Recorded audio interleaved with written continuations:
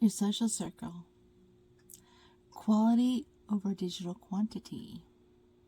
This is interesting, and I've said this for many years actually, because I'm not a big social media person. I never have been.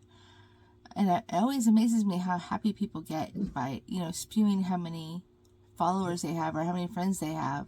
Like, that makes somebody better. It's always confused me. If you are using that as a measuring stick for your value, it's important that you change it, because you know what?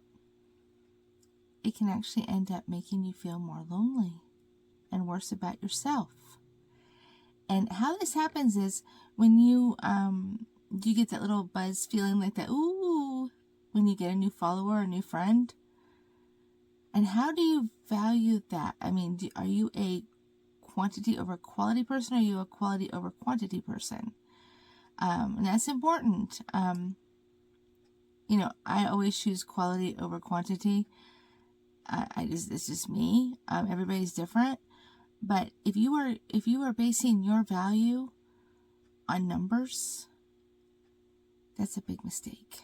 And it is maybe a reason that you don't really have great self-esteem or feel really good about yourself. Because basically what happens is your mind plays tricks on you. It's a facade. If you are valuing the wrong things, then your brain is going to subtly, and sometimes not so subtle, remind you that maybe you're not really measuring up. And then you get kind of down, and then you feel like you have to go get more quote-unquote friends or followers to make yourself feel better. But what's the real value? Ask yourself that. What is the real value of this? Have you ever really done a value check on your friends list or your followers list? Like, have you really done that? If not, I suggest you do it. Go down your friends list and add a percent value to each as to how much of a value that they bring to your life. I bet you'll be surprised. And it may help change your mindset over what's really important. Because how many of those, people who you don't really know, but you know them online, or you think you do, or they're your friends? See, I don't know. If I call somebody my friend, they're my friend. Like, I'll go to war for them, I'll have their back. But I won't do that for just anybody. But, I'm not a social media person. I've disclosed that. And I will give full disclosure here. I do have one really good friend who is a, friend from Facebook. But we've been friends for a long time. Many years. And we have talked a lot. We've talked on the phone. We've talked, in messaging, text messaging, Facebook messaging. And I know a lot about his life, and he knows a lot about my life. And we have a lot of the same mindsets, a lot of the same, beliefs and stuff about different things. And we do talk on a regular basis. And I do consider him a close friend.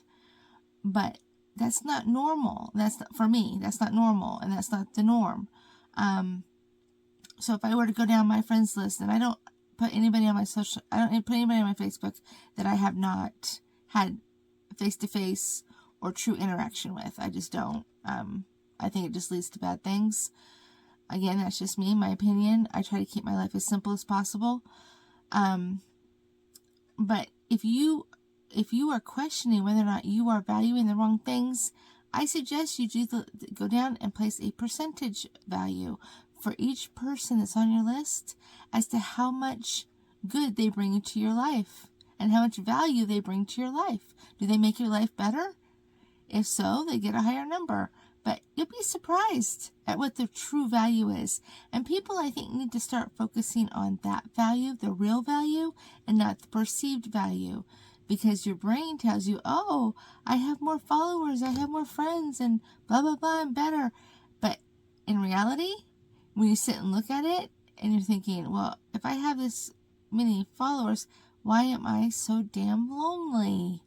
And why do I feel so bad about myself? Think about it. Good luck.